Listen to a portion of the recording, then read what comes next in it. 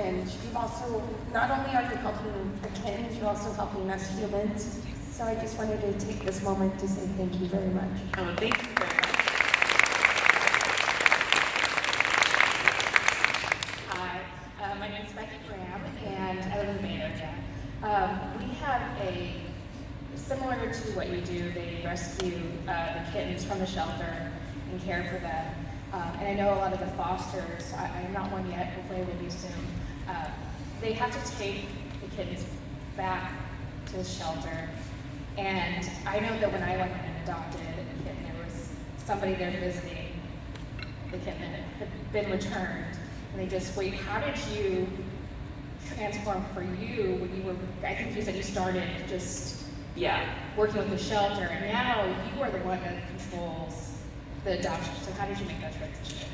Yeah, it was I have a lot of ideas and like to try things and sort of push the boundaries, and that's not really, it's tough to do when you have a large established organization that you're working with. So because of my technical background, it made sense for me to try to find a way to use technology to find better homes and be able to give adopters a more accurate picture of what a kitten is like. They can see them in a home environment instead of when they're terrified at the shelter. So it was just sort of an evolution of wanting to do more and then thinking about ways to be independent. Debbie Jones, California. So you've now inspired me, and I just acquired a family of 7. Thank you. My question is after they go through their ISO, if you do have, for instance, I have 2 other cats, and you think one might be able to interact so that they can have someone other than their mother, how long do you wait for that? That's a good question. It depends on the kittens and it depends on the cat that you're putting them together with.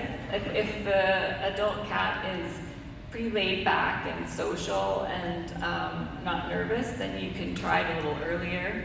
But definitely the biggest concern for me is always our kittens come in with tons of viruses and parasites and stuff. So we want to make sure that they've been vaccinated and had some time for the antibodies to grow, and so that we're not putting the kittens at risk of catching something, or like I've got a million immune compromised cats, so I have to, thank you. Good job with the kittens. Teresa White, I'm actually from Virginia. Wow. 2 years ago was my first experience fostering feral moms and kittens, and I, in my infinite wisdom, thought I could interact with the feral moms, and it was my first experience having a cat hanging from my thumb. Yes. So one of the exciting things I see on your live stream is some of the boxes, contraptions that you've created to help safely interact with the moms in a way that minimizes their stress. Can you talk about how you came up with these ideas and kind of the thought processes behind it? Yeah, so, exactly what you described. How do you take kittens out of the nest, twice a day to give them eye drops when they're having explosive eye pus before their eyes have opened? You have to have a safe way to grab them and to treat them and put them back, and you don't want to stress mom out because you're worried about mom rejecting kittens or being too stressed to care for them. So the nesting box has been so great, and it's evolved over time, but basically we have a sliding sort of guillotine door that is tied by a string to a pulley in the ceiling that goes out the door, so that when it's very Roadrunner Coyote. And we obviously have the cams, which is super helpful because then you can see when she leaves the nest to go take a break, I can lower the door and then I can safely go in the room. We have cabinet doors in the front.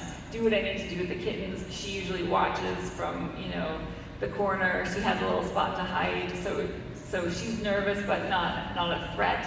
And then as soon as I'm done, then I leave and put the door back up. She goes in and sees that the kittens are fine. And it allows us to, you don't have to do like a pizza box shield, like windshield to try to protect the kittens from the wacky paws. And then so we've gotten a lot better, and it's necessity is the mother of invention, and being creative and trying to just really think about how we can access them without stressing them out. Hi, I'm Chris Strong. I've been part of the group, Tiny Kittens, and been watching for about 4 years, and you've inspired me so much that I've been the one that writes cute little stories and fun little pictures. I wrote Cassidy's Bionic Stumps. That's not the reason. But I also work in veterinary medicine, and being in emergency veterinary medicine, we had a lot of rescues come in with severely sick cats. So from a veterinary perspective, sadly, we have to recommend euthanasia because that's just part of being vets. And sadly, there is that stigma when a rescue comes in, and the rescue comes in, there are some people that will quietly, not to your faces, but usually will be like, yeah, great, another rescue who thinks they can rescue this cat when this cat really in its best interest probably should be put down. Now, how would you then recommend, from a rescue perspective, improving that narrative? Because usually when I hear somebody in my work, my career workforce say that, I tell them, hey, these cats are worth being rescued. And I want to see how best we can improve the narrative between rescue organizations and veterinary organizations so that they realize we're rescue organizations. We're not just trying to hit every single thing and save everything. It's save everything. There is a reason behind it, So I want to try to improve. Yeah, no, that's a great question, and it's not an easy one. I think the key is being really open and upfront about, from a rescue perspective, what's our philosophy. So we try to talk to the emergency vets because we don't have a relationship with all of them. They don't know who we are or what we know or don't know. And so trying to let them know that our no-kill philosophy means that we only euthanize if we can't alleviate suffering. And that short of that point, we will do whatever it takes to save that cat. And that we are capable of providing whatever aftercare is needed, whatever treatment is needed on an ongoing basis as long as the cat will require it. So letting them know that we're capable of taking care of them properly, they're not going to suffer in our care, and letting them know that it is our philosophy as a rescue to try to save them until we get to a point where we can't alleviate the suffering, and it's hard. That's kind of a gray area sometimes.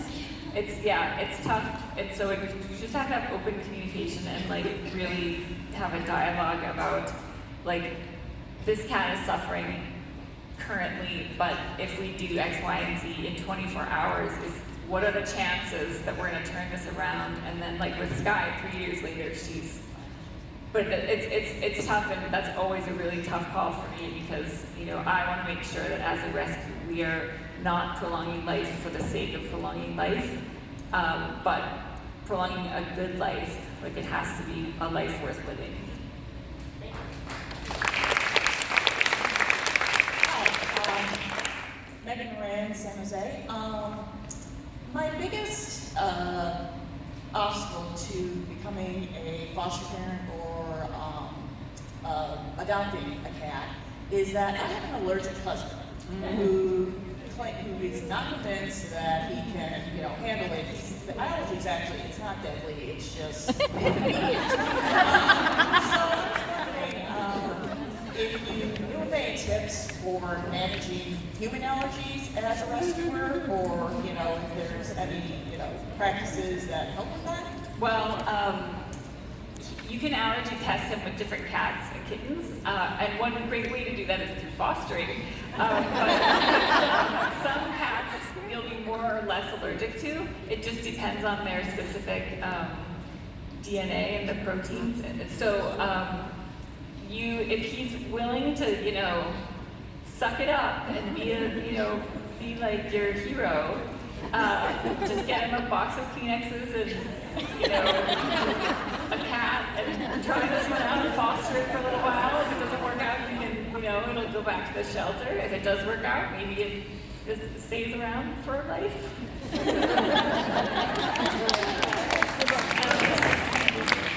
is going to be our final question. Hi, my name's Sarah, and I wanted to thank you for really special needs cats, especially Cassidy, Aura. I too have a one-of-a-kind documented special needs cat. Defied the prognosis. He's 3 weeks away from outliving his prognosis by a year. Wow. So,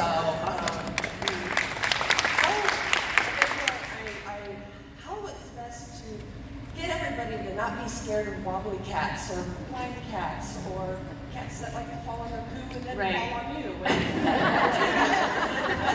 That's a great question. I think that's the whole, we have to change the narrative about feral cats, about special needs cats, senior cats, you know, all of the cats that are, you know, have traditionally been considered less desirable. I think we need to imbue them with value by telling their stories in a way that gives them value.